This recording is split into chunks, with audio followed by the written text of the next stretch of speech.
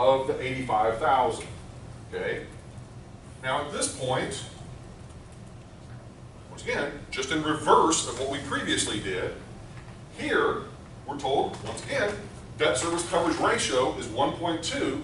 So what we're actually starting with now is the 85,000, and we're solving for the annual debt service. So 85,000 divided by 1.2 is going to give us the 70,833.33 as our maximum annual debt service. All right, and then from that, we have the loan to value ratio. In this particular, in the backdoor approach, it's slightly different in the sense that we're not having to express all those numbers precisely on here. We're able to kind of shortcut the steps and just simply take the net operating income divided by the annual debt service, divided by the mortgage constant, divided by the maximum loan to value ratio, and then once you get those three numbers, you're able to then solve for the overall maximum supportable total project cost of the $795,941, which means that includes your site acquisition and your construction cost. So you subtract out your construction cost, and that leaves you with, this is how much you can spend for the land with whatever other site prep work you may need to do on the land, okay? So there are two numbers that make up the 795,941.08? I mean, two calculations. In other words, what you would, once you've got your net operating income, you would simply basically do it over here.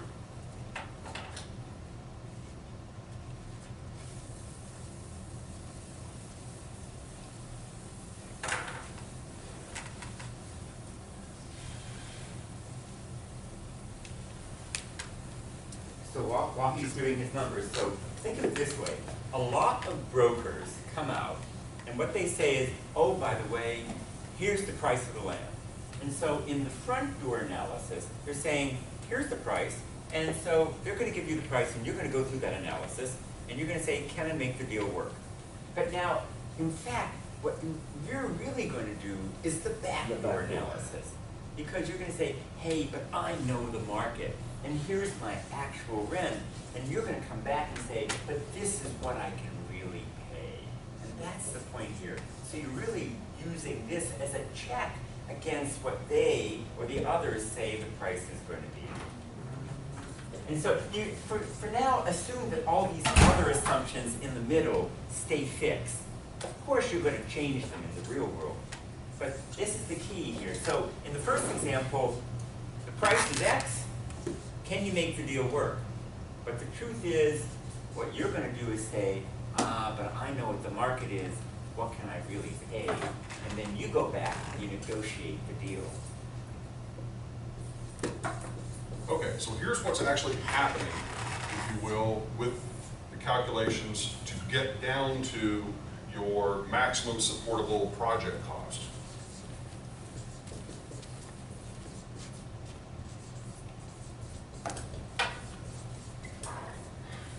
You've got your NOI, you've got your debt service coverage ratio, you've got your annual mortgage constant, you've got your loan to value ratio. So in terms of putting this in on the calculator, because obviously the spreadsheet's kind of a little bit hidden behind the scenes what it's doing. So if we take the 85,000 divided by 1.2, that gives us the number that we had solved previously, which was simply our total maximum debt service, okay? So 7833.33.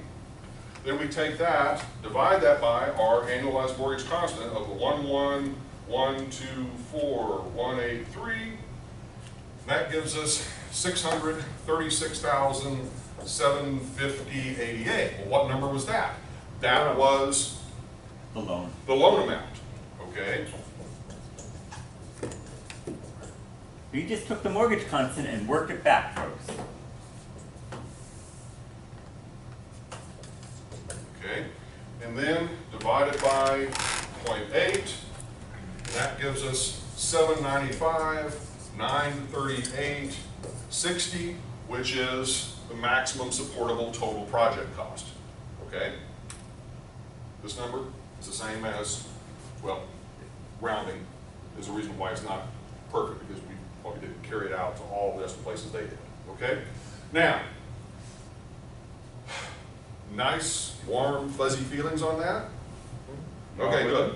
Now, okay, so as I said, that's kind of the first step, okay? To sort of, get you through and kind of begin to sort of think about this, because in some cases, it depends on your perspective. Which way you're going to be looking at this, how much information you have available to you as to kind of which direction that you're going to be going, whether you're going to be using the front door or you're going to be the back door, okay? But you've got to kind of make that determination. All right, so let's move forward.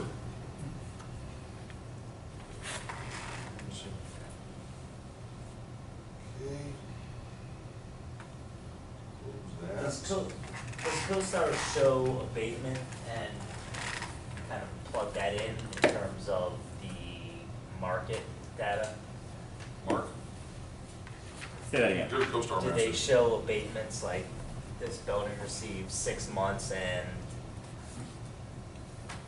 Alright, so or TI or any of that? So the level of complexity that you bring to the deal is all about your own analysis. And so this back of the envelope is the ability for you to cut through the first step of the analysis. So let me take you to the example. So when we did our North Lake Commons or Promenade analysis, we did the first back of the envelope, and then we did our discounted cash flow, which was a comprehensive 10-year analysis that basically took every one of those kinds of deal points into it.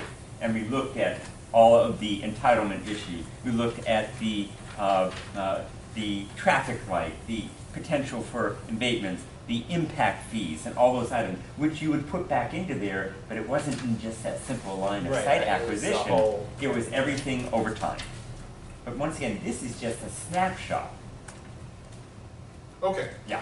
So we're going to leave that for the moment, and we are going to go to the other handout, the one that has hypothetical comparison between ordinary building and a highly energy efficient building. Okay? This is using some similar sort of information, but yet in a little bit of a different way. Okay? You're still basically looking at some of the bits and pieces of the building and its performance, but you're looking at it from a developer's point of view and saying, in this particular example, as a developer, do I have a choice as to how energy efficient that maybe I develop this property? And this is a fundamental issue that is constantly debated among developers and occupants of buildings, because if you're a developer, historically, you're passing through all of the operating cost in terms of energy cost to your tenants. So you as the developer or as the owner of the property are typically passing through all those costs. So you historically have said, I don't care how energy efficient the property is, because I'm not the one paying the bills. The tenants are the ones paying the bills. Much the same way that you, as an occupant of an apartment building, why would the developer want to spend a whole lot of money up front to make your unit energy efficient with respect to the operating cost in terms of your electricity cost for your air conditioning system, or to make sure that you've got relatively low water usage, that sort of thing? They would have very little incentive to do so, okay? What is beginning to happen as more information like CoStar is creeping into the mainstream of the market, tenants are paying more attention to that level of detail because it's now becoming more readily available, so that you can say, is this office building more energy efficient than this office building? So if it is, how much more so, how much could I save in my operating cost as a tenant of that building? Okay, does that make sense? By highly energy efficient, you mean LEED certified building, right? Or Not just LEED certified, because it doesn't have to be certified by anybody. It could just simply be they have put in exceedingly energy efficient air conditioning systems, extremely low flow toilets and a whole number of other, sort of water conservation devices.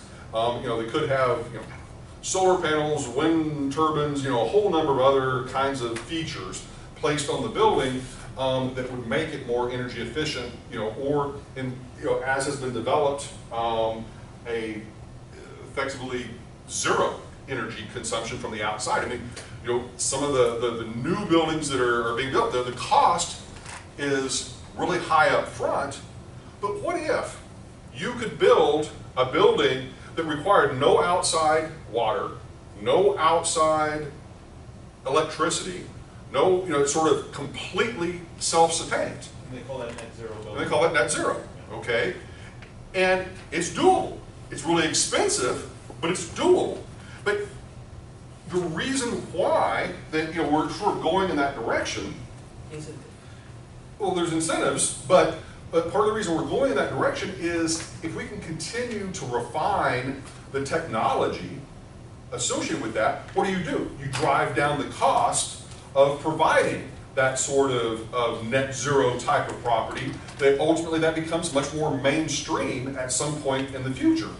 But another sort of caveat to that, which is also very interesting, some of the most prominent developers of energy efficient properties are nonprofits and governments, because those entities will say, we can raise a lot of money up front to actually build this, but yet the difficulties we have as a nonprofit, as a church, as a hospital, as a government, is paying all of those long-term operational costs of a lot of electricity, a lot of water consumption, a lot of other things that would be affiliated with a non-energy efficient sort of building. So they're willing to spend that additional money up front to get those highly energy efficient buildings. Also, if you are an owner occupant and you're building properties for yourself and you're going to be occupying them yourself,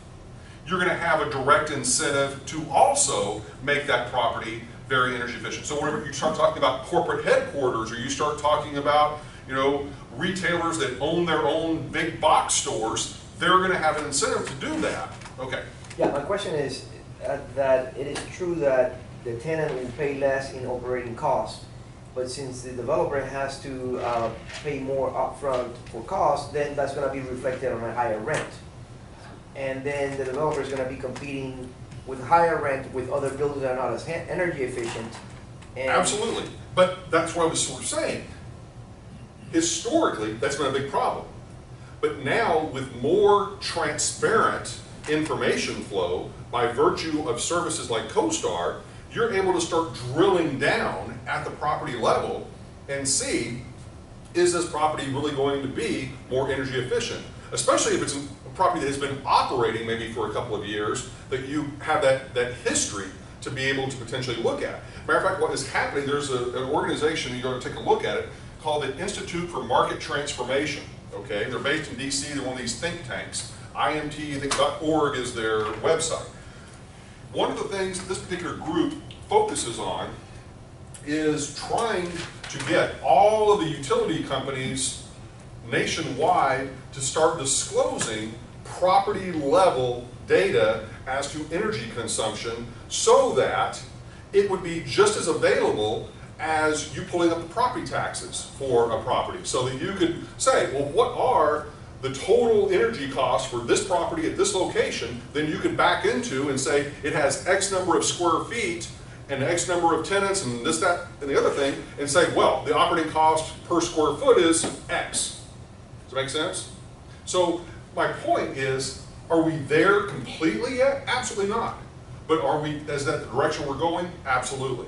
Okay? Noah. Wouldn't it be, to some extent, counterproductive for the cities to encourage this as they're getting paid No. for their utilities? That is the first assumption that is fallacious. And the reason is because in most instances, the grid is almost already at capacity.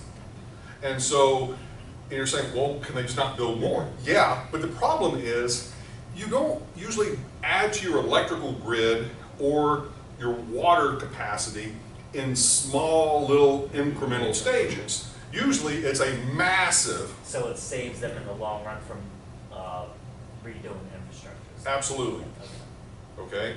That, you know, especially on the water side, they maybe aren't gonna have to, you know, have as many sort of water pipes going to the property, or as large of infrastructure, water mains, and the size of those pipes. If they can cut down even on the sewage side, then maybe you've got on-site sewage treatment. I mean, it's just, you know, there's a whole number Yeah, I of was just things. thinking that all the bills that they receive, Yeah. but that makes sense. But you have to also understand that, well, every location is different, but many of those utilities are nonprofits or are owned by the local governments, and so it's not inherently, they're not a profit enterprise, in other words. Now, there are those that are. That's another issue. Okay, so let's work through this as an example. This won't take very long. All I want you to understand here is the logic, okay? So, we have an ordinary building, and we have estimated that the construction costs for this ordinary building are going to be $200 a square foot. Where would we get that kind of information? Well, obviously you could take a look at some of the things on CoStar to kind of get a sense for maybe what pops in trading. But in terms of actual construction cost, one of your best sources is going to be RS means. You might want to write that down. RS means, MEANS. Okay, and they have a website that can usually give you at least fundamental construction cost by property type. And RS means. Yeah, so it's rsmeansonline.com. Okay, and they will give you, in many cases, you know, a rough estimate, and I mean that in all sense of the word, a rough estimate of what construction cost would be by property type, by geographic location. Now, that's the free version. If you want a much more probably accurate, precise measure of what the construction cost, you pay for it. Okay, that's obviously how they make their money. But at least for your purposes, it's a good site to sort of start with, and Mark may have his thoughts about that, but he can kind of get into that. Yeah, well, they'll give you a 30-day free trial, so we'll Yep. Okay. don't start it until we do our study, and So- we'll get ourselves a 30-day So free that trial. website gives you the rough estimate on your construction, right? So that way you don't have to spend money on soft costs, like, you know, doing a design, architectural plan. That's part of what it contractor. will give you, once again, kind of for a standard, normal project of a particular type, okay? Right. All right, so let's move kind of forward with this. All right, so that's our ordinary building, $200 a square foot, and what I have just kind of yanked out of the sky based on some information about, if you want to LEED certified properties. In a lot of cases, you know, and it depends on the level of certification, it depends on the additional pieces that you're putting in, but a 12.5% construction cost per square foot premium for an energy efficient building is not out of line, okay? That's probably somewhere in a reasonable zone. So that would just simply mean $225 per square foot for the energy efficient building. Okay, moving on down the page. Okay, once again, the yellow cells in this case are the input cells, the white cells are the construction are the computation cells. So if we take the construction cost, multiply it by the total square feet, that gives us our total construction cost. So once again, $20 million building versus a $22.5 million building by virtue of the cost per square foot. Okay, land acquisition, no difference in the land acquisition, both $150,000 for the land, and this Very cheap land. very cheap land in Texas, okay? Now, Florida is just a world of its own, okay, as it relates to land cost. All right, total development cost would just simply be adding your construction cost plus your land cost. Pretty simple. Where everything begins to be different is this next line. Governmental rebates for energy and sustainability. So there's a good chance, as you were mentioning, there could be incentives by the local government, by the state government, by the federal government to create energy efficient properties, okay? Where you would get an actual rebate on those costs. So in this case, just simply pull a number out of the air, $500,000, so that lowers my overall cost on the energy efficient building down to $22,150,000. Okay, now, as we sort of move down the page, we've got a handful of other assumptions that we begin to make. Okay? First of all, maximum loan-to-value ratio. With the ordinary building, the lenders might say 70% maximum loan-to-value ratio, but with an energy-efficient building, they might say 80%. In other words, they're saying, we'll allow you to borrow more of the purchase price for the energy-efficient building. Why? Because it's going to have lower operating costs, okay, that you're going to be able to pass along to your tenants. So therefore, there might be an incentive that we're going to give you. All right, the other side of this, the loan term is going to be probably the same, but the interest rate that the lender may charge you will also, in a lot of cases, be lower for the energy efficient building, partially because of those lower operating costs. Because think about it, we go back to our very simple model of PGI minus vacancies and collection losses plus other income gives us effective gross income minus total operating expenses gives us NOI minus annual debt service, which gives us before tax cash flow.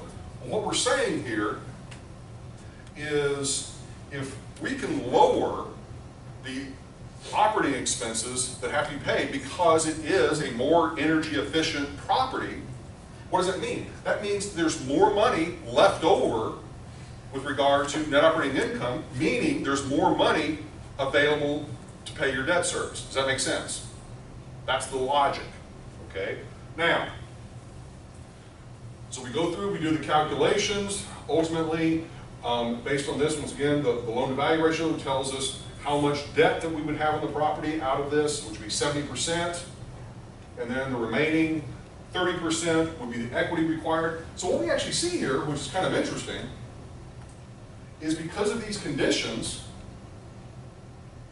we're actually going to be able to put up less money for the energy efficient building than for the ordinary building. So that's a great situation for us as a developer if we're having to put up, you know, basically $1.5 million less, okay? All right, and then ultimately, now we've got more debt, but we're having to put up less money of our own, okay? Now, moving on, okay, the before tax cash flow, that is simply, that is simply going to be backed into, you know, based upon the numbers that we've already sort of calculated and show you specifically.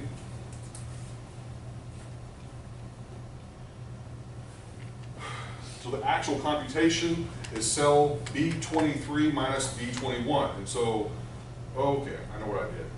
I actually, whenever I created this, actually I started, I think, with our, just double check, it's been a while since I think I may.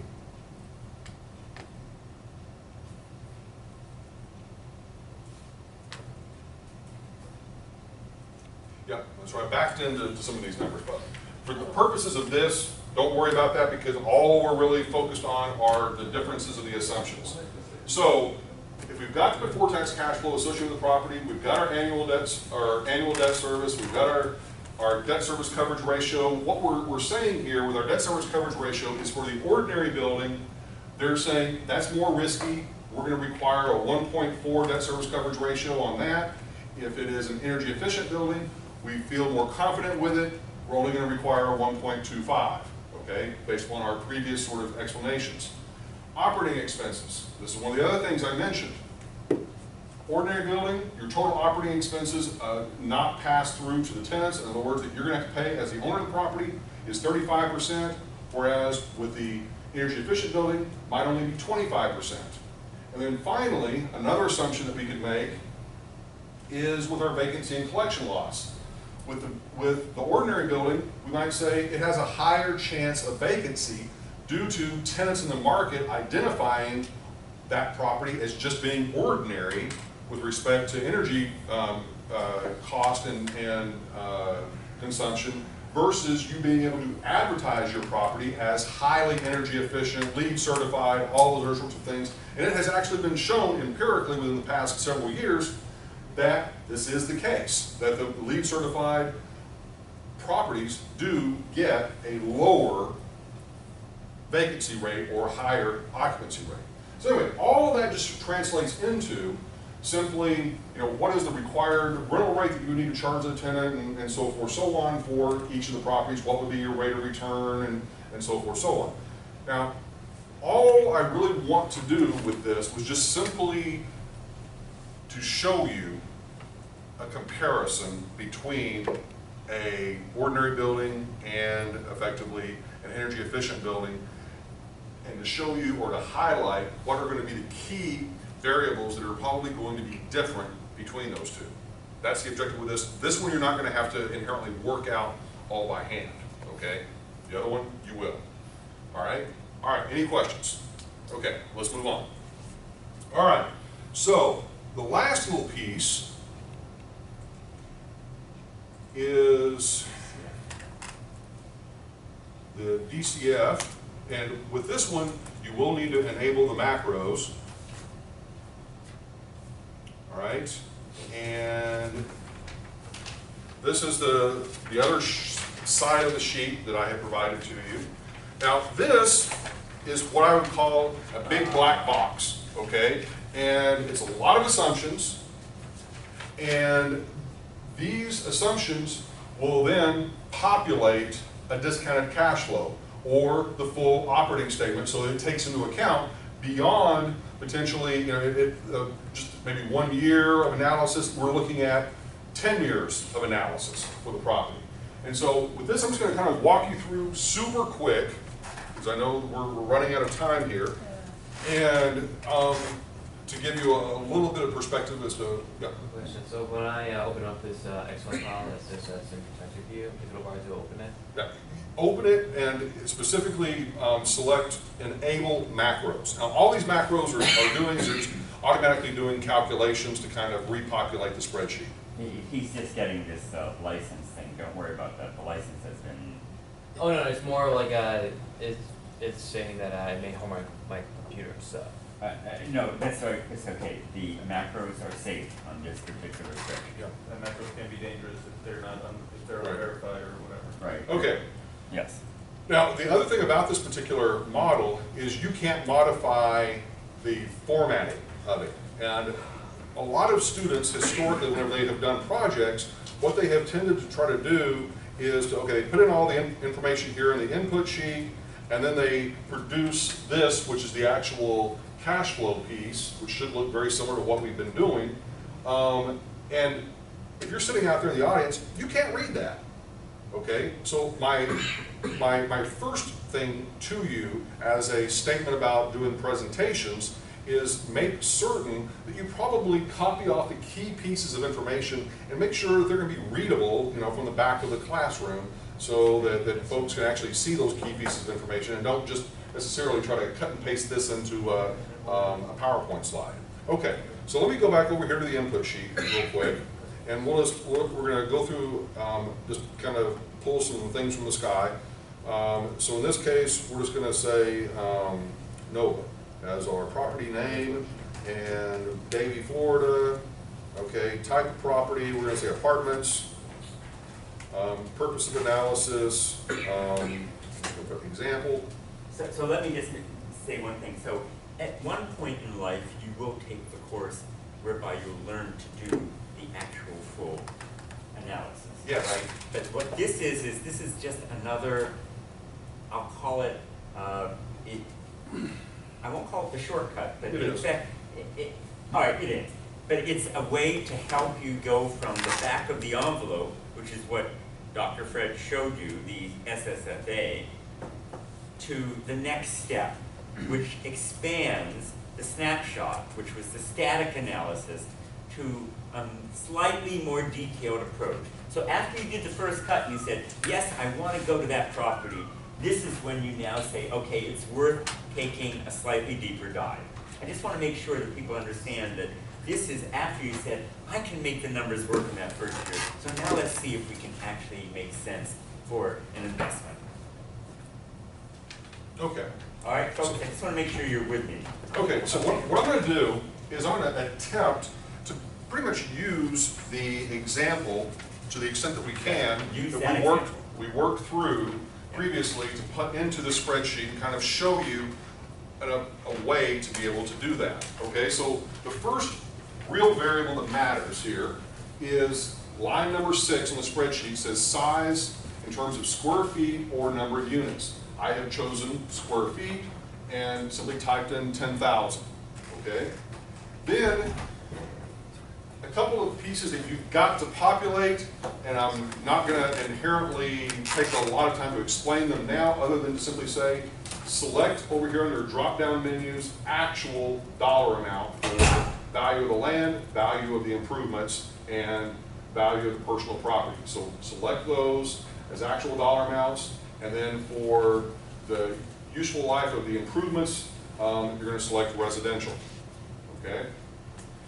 So get those all taken care of. Yep. I'm still having trouble. I cannot input anything in my Excel sheets. Did you make sure that Are you in the input sheet? Yeah, I'm just trying to make these, like I said, it's, my Excel program is preventing me from accessing this Excel Okay. document. Your settings probably aren't letting you enable macros because of your Yeah, well, security I'm settings? looking at the macro settings, the one thing says disable all macros, and I enabled it, so it didn't allow me to actually do so. I want to close the file and try looking Enable at all it again. macros. Let me just try that then.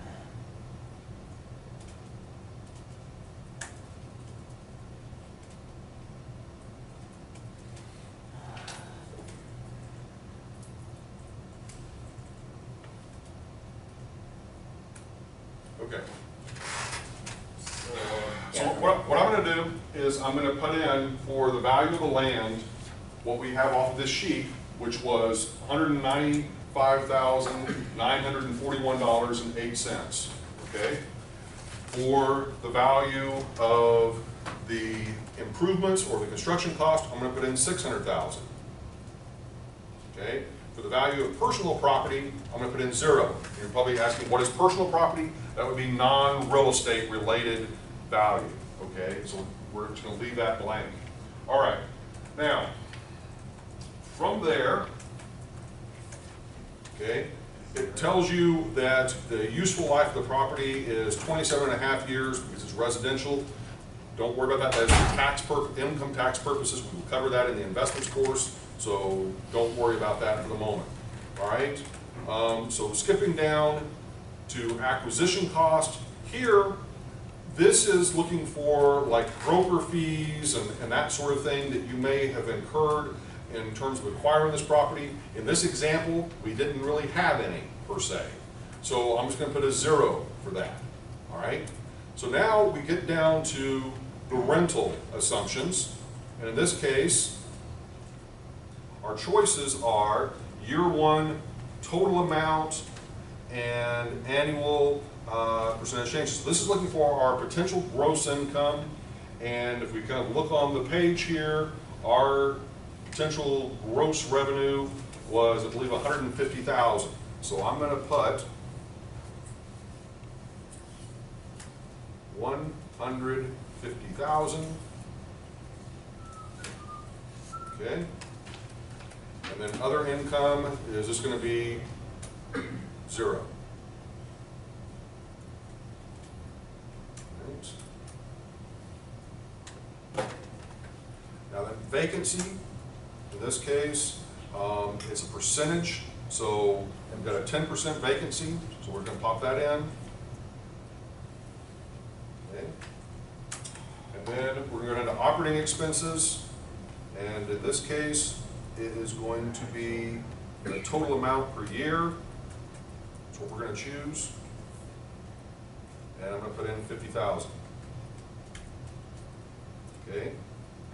And then the mortgage, the loan amount, I'm just going to put in a dollar amount here. In this case, it's 636,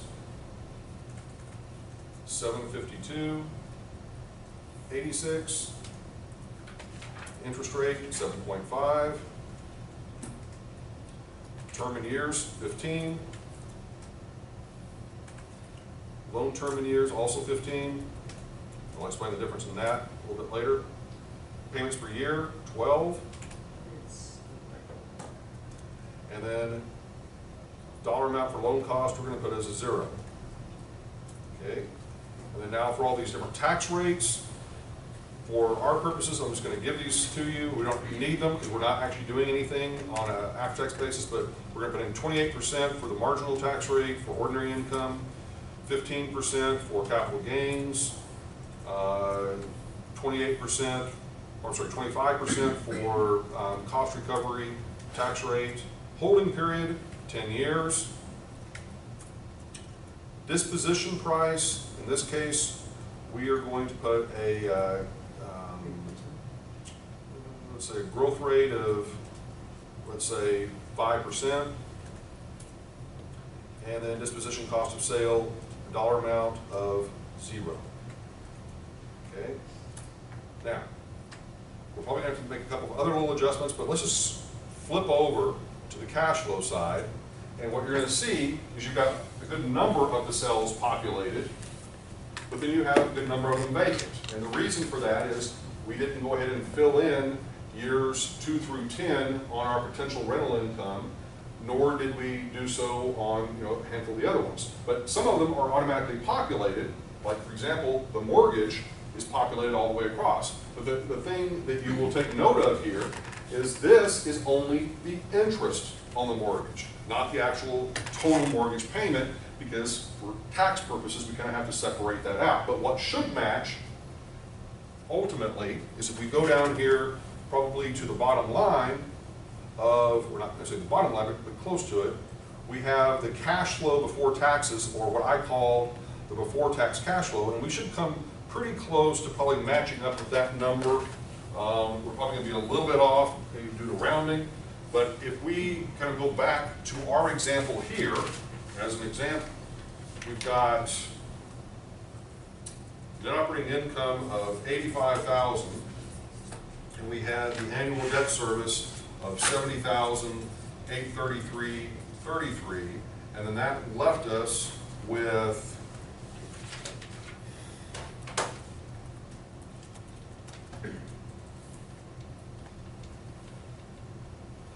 $14,166.67.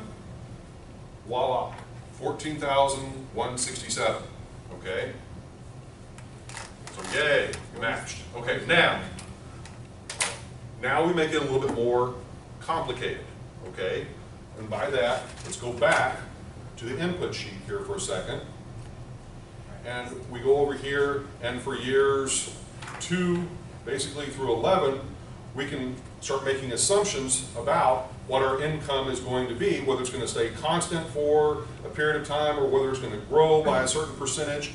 Well, what we can actually do with this little drop-down menu there is we can say year 1 total amount and then annual percentage changes. So if we go in and we make that our selection and we retype in the 150,000, and then in year 2, we simply apply a growth rate of like 2% as our growth rate in rents. Then, okay, just making that one change, and flip over to cash flows. Wow, now all of a sudden, all this other stuff is being populated. So now we're saying that our rental income is increasing by 2% a year. Our vacancy and collection losses, effectively, so everything is now beginning to flow from that one singular change, okay? And we can do the same thing. We go back over to the input sheet, down here for our operating expenses. We can change that for year 1 total amount and annual percentage change. So we put the 50,000 in for that, and then say from that point forward, we want the expenses to maybe grow, I don't know, at 3% a year. Just kind of pulling that out of the air. All right, then we pop back over to our cash flows, and that adjustment has been made as well. So our operating expenses, you will note, are going from 50,000 in the first year to 51,000 in the second year, and then growing ever so much into the future. Now, the part that is extremely important here to take note of, okay, we've got all of our numbers, and the one number, or well, a couple of different numbers that are going to be the most important to you are going to be really line 17, 18, and 22, which are your net operating income, your annual debt service, and your cash flow before taxes. So your annual debt service here is both principal and interest, it's $70,833. Stays constant all the way across the page. Your income, however, is going up as time progresses, and then your cash flow before taxes is also going up over time, which is hopefully a good thing. But based on those numbers, then you can begin to do other calculations, specifically return calculations, and looking at what is potentially a cash-on-cash return, or what's also referred to as before-tax return on equity, all right? Where you can simply take this cash flow before taxes and say, all right, I'm getting $14,167 in that first year. How much did I have to put into the property in terms of equity? Well,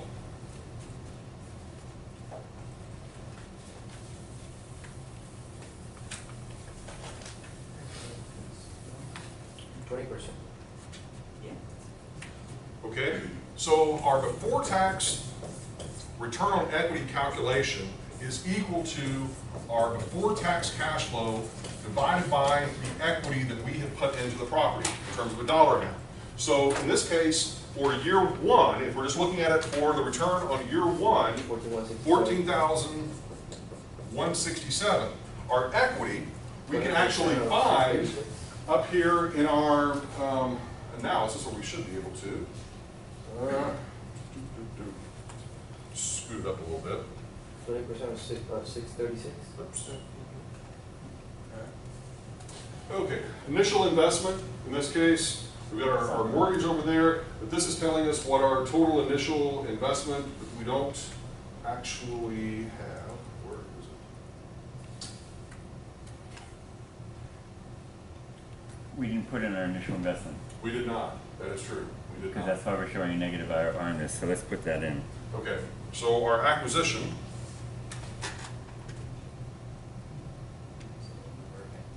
okay, acquisition price, okay, we'll go back to our input sheet. Right, Sorry that about fell out when you I left changed that it. off. Okay, so this would simply be the total of the 600,000 plus the 195,000, or the 795,941.08. Okay, now, 795,941. it's what's on the sheet here, total investment cost. Okay, now we flip back. Okay, no, Tracy, go back. All right, so our initial investment, after we've subtracted out our mortgage, is $159,188. Here we go. Okay, so that's our equity in the property. Does that make sense? In other words, that's the amount of money we have put in of our own money that we have not borrowed. Okay, so this is going to give us our before-tax return on equity. So we do the calculation.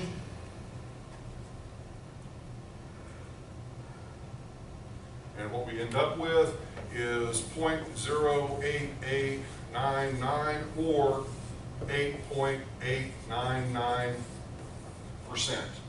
Okay? So what that's simply saying is, for that first year of owning the property, if we sort of look at this, it's kind of like a bank account. That, let's say that we have deposited into the bank $159,188 of our money, so to speak. We're getting in return 8.8% each year, or that first year. That's the cap rate for that year. Not necessarily the cap rate, it's a return that we're receiving for that year. Because the cap rate Will is be for the price. It's just based on the equity that we have put in on the property. In other words, because what really matters to us as the developer / investor is, for the most part, what is the return we are getting on our money that we are putting on the line in this deal? In other words, this is the money, the risk capital that we can lose, if you will. So that's an extremely important return for us. Okay? Now, just real briefly, and if you skip over on the tabs down at the bottom to MIP, which is Measures of Investment Performance. Real quick, where'd you get the 159, 188? Well, remember there was a loan, Right. right? So take Twenty 795. percent of the 795. Yep. Right. So you take the 795, you Right. subtract out the mortgage, that gives you the initial investment. Okay? All right. So, as I was saying, we're running out of time here. Just want to make sure I hit the final high points.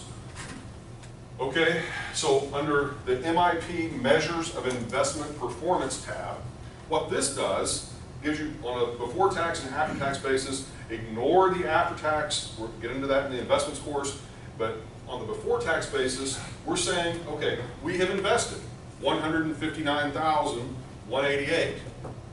We are getting back in that first year the $14,167.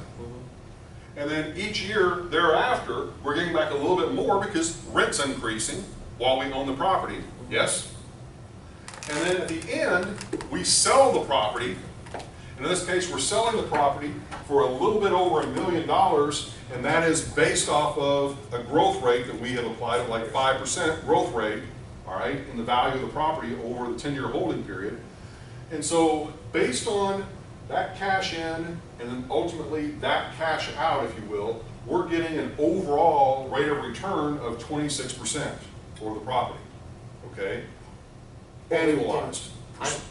Annualized. So in other words, what's really happening here, just very simply put, we're not, there are a handful of other things that we've got to sort of consider, but the point of what this is really saying to us is that the lion's share of our return is probably being driven by our resale price than by the actual operating cash flows.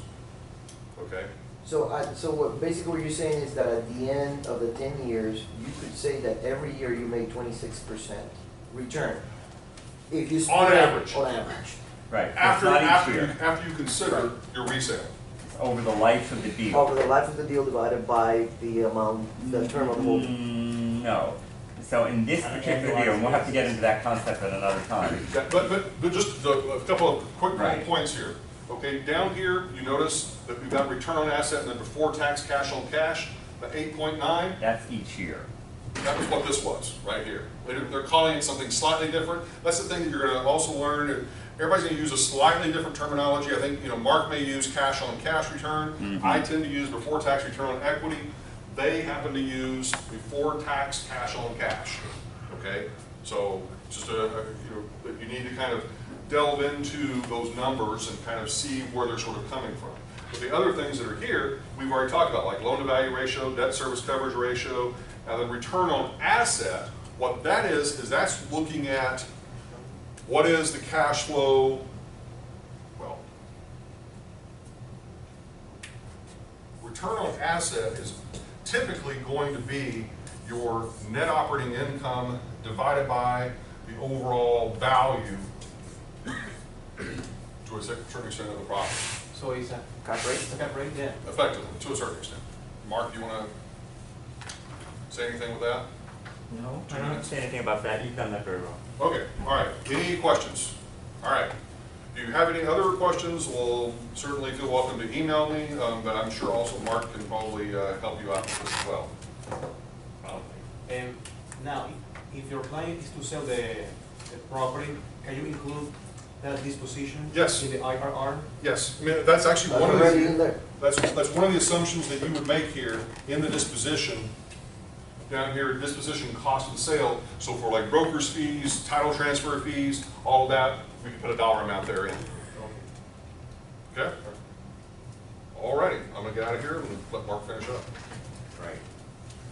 So I have so much more to say. I could probably say it in about the next hour and a half, but you only have about 3 minutes. So, so it was a very full morning. And so next week, here's what we're going to do. As I said, we're going to have a presentation by Jessica Jolie of Styles Development, and we're going to focus on retail. But here's what we're going to do. So I know that there are supposed to be presentations by teams for that assignment. I'm going to talk to you three to make sure that you get your presentation into me. This team did. So you're going to do that next week. Next week we'll have our midterm because you've been reading, you've been studying, you've been hearing what we've been doing. I'll also review our new course material, there'll be a case study, and I ask that you take to heart everything that Professor Fred also reviewed with us. So there's a lot to be learned, but I think there's plenty plenty that you can take in and learn from. Next Okay. time we have a midterm? No, it's not. Yeah, because believe it or not, next week is your fourth Halfway. class, believe it or not. And then the assignment, in addition to making sure you're studying here, what I'm going to ask that you do is that we're going to be hearing about a retail center that Styles Development actually just recently completed here in Fort Lauderdale. I'm going to send you the location and address, and I want you to use CoStar, among other things, to go take a look at it. So you can be smart and ask her questions about it. Why not? And figure it out. Now I have two other questions too as well. And I'm going to ask, so who here, and I know you and I talked about it, by the way, who here is anybody here in the Thursday night class at all? No. No, okay. So is anybody here actually planning to go to the September 22nd ULI Vision Awards dinner? What time is it at?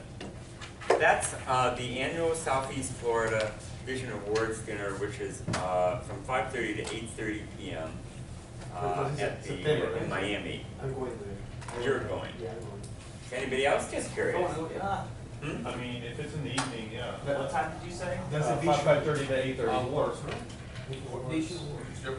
So I was just asking because I didn't know if you were going to send out something to that effect. Yeah, I'm gonna and I realize there's not a table or anything, but I just want to know which students would be present for that. I mean, I can ask Matt to send something out. Okay. I'll go. I get a lot of emails I'm not from you online, so I don't asking, read them I'm all. just You mean this one, requiring. right? Right. It's the Vision Awards, so this is the registration form, and you got this from, Email. by email, My Nova email. right? And Matt would send it out, and then I think they will pay for it, right? Unless you want to pay for it. I asked Dr. 4G last week and he said no because I'm the only one registered for this. Oh, the I only see. person, Okay, I didn't know. They didn't understand that. Yeah, because it's expensive. It's what? How much is it? $140 I didn't know if there was a student per discount. member. 195. How much? 195. 195? For students it's 140. 140. Some expensive caviar. So that's why I wouldn't expect you to drive over from Tampa. If you have free members. That would be too much. You like. But That's how it but if we get 10 people, will they pay for a table? Maybe, I don't know. 50%? Yeah. How many people we need? 10 people. 10 people? Yeah, So if we get 10 discount. people, we don't need to pay? No, but then they pay for a table. Okay. Price. So look, 1, 2, 3, I can call. 1, 2, 3, 4. Call a couple people, Yeah. see who can make it up. So that's why I'm only asking because then there's another assignment I can give you. But actually, then I would talk about at our class next week about what the Vision Awards dinner is and the projects during the Vision Awards. So, did I see your hand go up too, or not? I have a question, but it's not about that, so. All right, so, gentlemen, reach out to Matt Rothstein. Yeah. Figure it out, because I want to know by Monday if anybody is actually going. If you can all figure it out, then that will help change what we can learn in class next Saturday, You don't wanna go because that or can no? prep you. You're not Pardon? gonna wanna go? You gonna You go? don't wanna go? I'm going. Oh.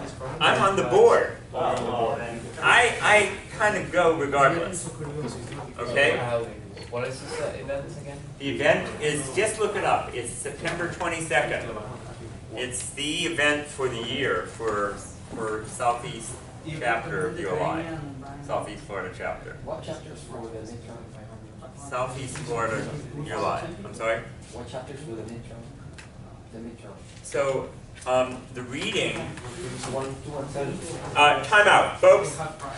So, the readings that you would do, and forgive my numbers here, it says 1, 2, 3, 5, 4, but it really should be 1, 2, 3, 4, 5.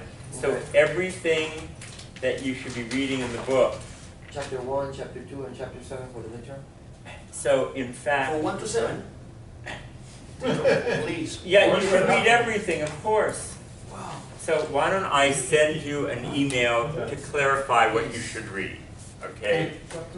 Because it's a I'll lot send of you an reading. email to make sure you have clarified what you should have Lots of read. reading. Okay, Oh, I just have a question. so if everybody had looked at Blackboard, it said that there was a assignment Yes, but it in also addition to says- the reading. It said to, if you were doing a PowerPoint, you need to upload the PowerPoint to Blackboard, but I thought we were just doing an in-class presentation. Well, that's right, and so, I got one PowerPoint and then I didn't even get anything, or I don't know, so I didn't know if the three of you actually communicated No, as a group. right, And right, so that I was my suggest thing. that the three of you talk and communicate as a group. Okay. Any other questions? Like the smart people over here. Just all read it, and then we can get together. I I have did my thing. And I'm still missing, Yeah, Okay, that's okay, we only did 4 slides, so it's not like we did like 50 slides. and you Let's know, put on I that. have notes, so like you have notes, and I thought. and Well, we can definitely talk. Yeah, I Presentation, just, I didn't. I would have had know to we needed present, do a but we'll now do it at the PowerPoint. beginning It of didn't seem class like next it week. was I'm sorry, gentlemen, I know you were so eager. I mean, we have a slide per minute.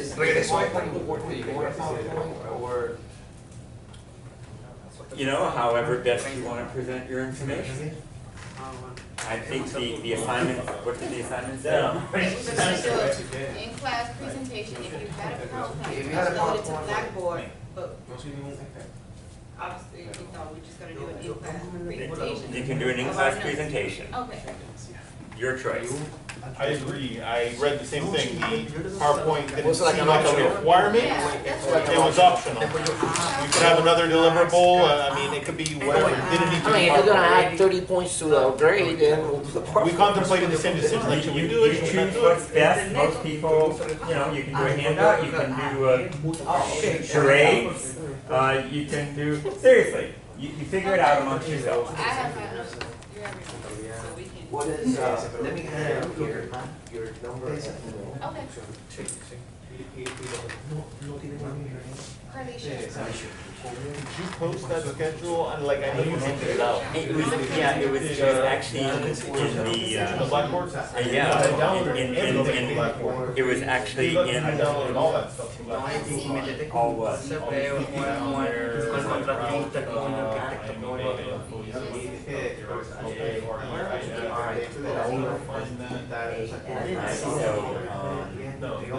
that was, so it was in 084 in the first lecture.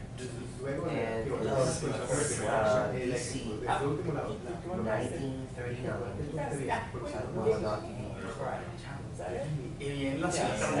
I will be, Okay. phone call. 978.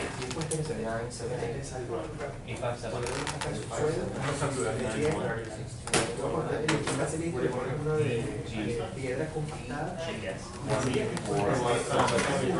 Se vuelve a pones el cemento Okay, I'll send you all an email just with everyone on That would be excellent. Yeah. And I'll just then, send you an email. and then, why don't we, I have, I read the article. Que cada uno tenga su, que cada so uno why don't we do this? Why don't we start, you guys use, Yes. because maybe we can start with Google Docs and then just have the Hey. full documents and then just